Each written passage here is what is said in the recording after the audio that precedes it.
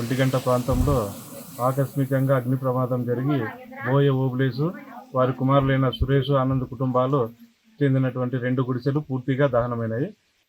కట్టుబట్టలతో చివరి నిమిషంలో ప్రాణాలతో బయటపడడం జరిగింది.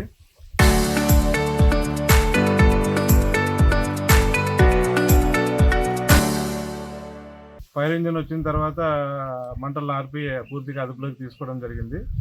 గ్యాస్ సిలిండర్ కూడా లీక్ అయ్యి ప్రమాదం జరుపుకోకుండా కాపాడుకోగలిగాం ప్రజల్ని.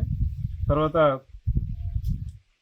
కుటుంబాలకు చెందినటువంటి పూర్తిగా వంట సామాను కానివ్వండి, బియ్యం కానివ్వండి, కందిబేలు కానివ్వండి, 3 బీరువాలతో దాచుకున్నటువంటి బట్టలు, బంగారం ఒక 8 తులాలు, కోళ్ళు ఒక 30 దాకా, గొర్రెలు మేకలు ఒక 10, పూర్తిగా కుటుంబాలు వీధి పాలవడం జరిగింది. మేము నైట్ 1 గంటప్పుడు పడుకున్న తర్వాత షార్ట్ సర్క్యూట్ వల్ల ఇళ్ళకి మా గుడిసెలకు నిప్పు పడడం జరిగింది.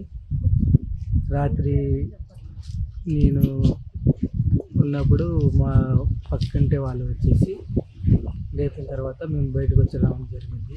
మాకు మాత్రం నష్టం 10 గొర్రెల దాకా 10 గొర్రెలు పోయాయి, 30-40 కోళ్ళు పోయాయి.